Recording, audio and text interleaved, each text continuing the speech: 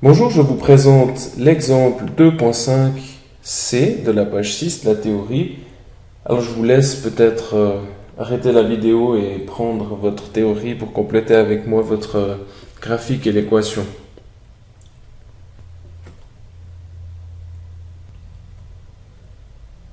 Alors, on aimerait trouver l'équation d'une droite, de la droite, qui passe par les points moins 2, 2 et 5, 1. Alors, moins 2, 2, ça nous fait moins 2, c'est là, moins 2, 2, c'est ce point-là. Et le point 5, moins 1, donc 5, moins 1, c'est donc ce point-ci.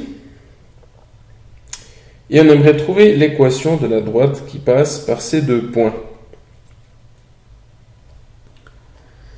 Alors bien sûr, comme d'habitude, l'équation de la droite, eh bien, ce sera quelque chose de la forme mx plus h.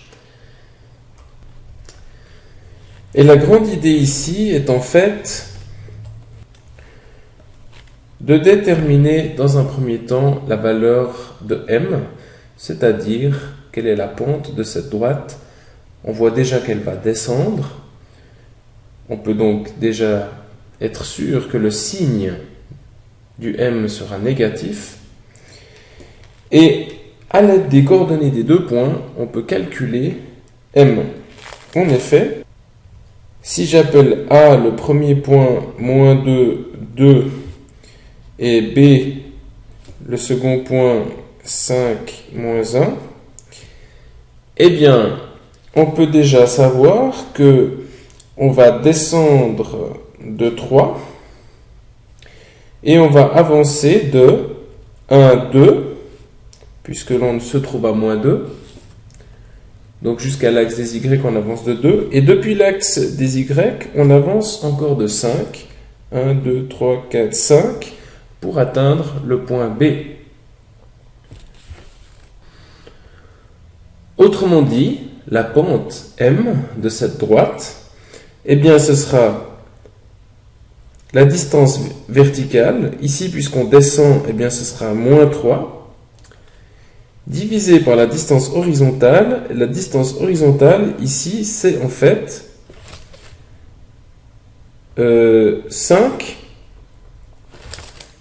Ça, c'est l'abscisse du point B, c'est-à-dire 1, 2, 3, 4, 5. On devra avancer de 5 pour atteindre le point B.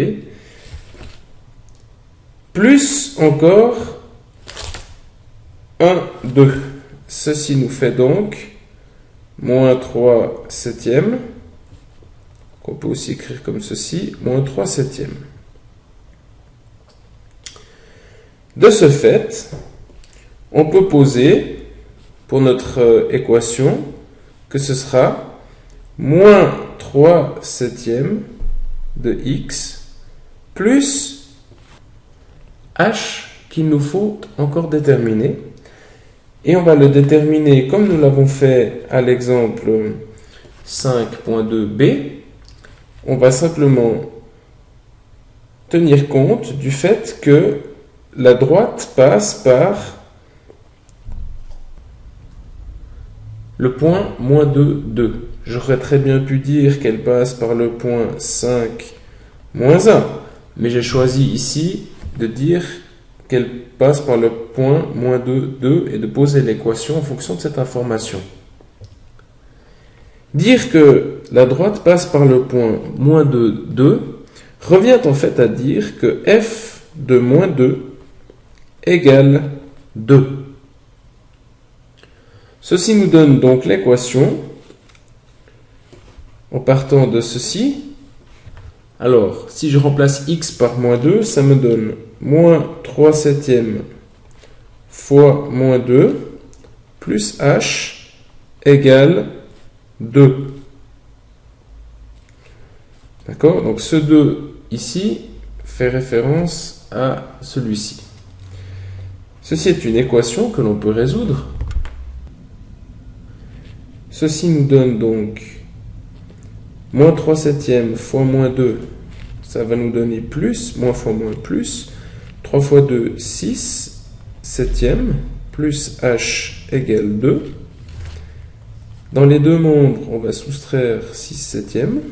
On obtient donc h égale 2 moins 6 septièmes, c'est-à-dire 2 en septième, ça fait 2 fois 7, 14. 14 septièmes moins 6 septièmes.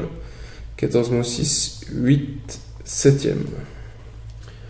On trouve donc que l'ordonnée à l'origine égale h égale 8 septièmes.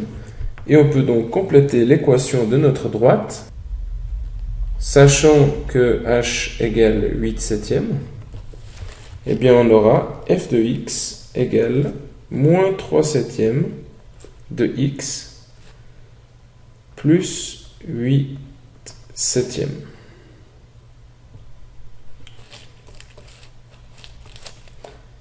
Voilà, ici on a donc vu comment déterminer l'équation d'une droite qui passe par deux points dont on connaît les coordonnées. Et vous verrez que dans beaucoup de situations, eh bien, on a besoin d'utiliser cette petite théorie. On peut d'ailleurs maintenant tracer notre droite sur le graphique.